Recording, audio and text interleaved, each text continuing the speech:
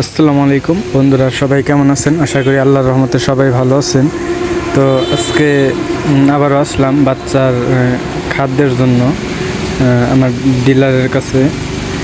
এই যে এটা হলো আমার ডিলার, আমি যার কাছ থেকে মুরগির বাচ্চা নিই। আর এই যে হলো ফিট, আমি এখান থেকে ফিট নিয়ে যাব। আর ওই যে ডিলারের ওই জায়গায় ওষুধও আছে। তো ওই যে ওষুধ দেখেন। আজকে আমি ওষুধ নিব না, কারণ আগে ওষুধ আমি নিয়েছি। আজকে শুধু ফিট নিয়ে যাব। ফিট নিতে সেই বড় একটা বিপদে পড়ে যাই।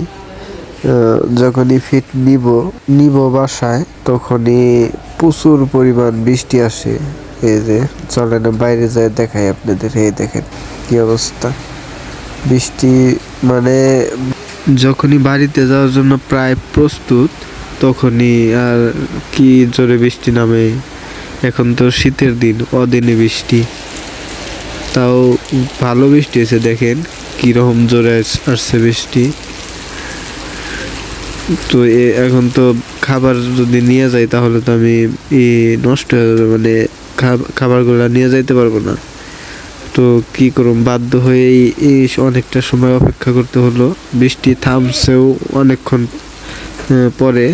দেখেন এই যে পানি কত হয়েছে, এক ঠেলায় পানি, রাস্তা দিয়ে কত পানি জমে গেছে। দেখেন কি তালে পানি পড়তে, কি জোরে বৃষ্টি হইতেছে। তো তারপর বৃষ্টি একটু কমার পর আমি চিন্তা করছি তাহলে মনে হয় এখন থেমে যাবে। তো থেমে যাওয়ার তো নামই নাই। ও মা, এখন আরো বাড়ছে। দেখেন এখন কি তালে পড়তেছে বৃষ্টি। দেখেন কত পানি জমে গেছে রাস্তা। চিন্তা করা যায় একটা লাইক কত বৃষ্টি হতে হিসাব করেন। রাস্তা দিয়ে আপনার অনেকখানি পানি জমে গেছে।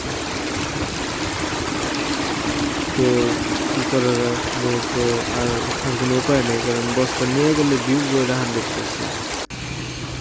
তাই এই যে কেবল বৃষ্টি অনেকক্ষণ পরে আর কি বৃষ্টি চলে গেছে, তারপরে রাস্তা আবহাওয়া।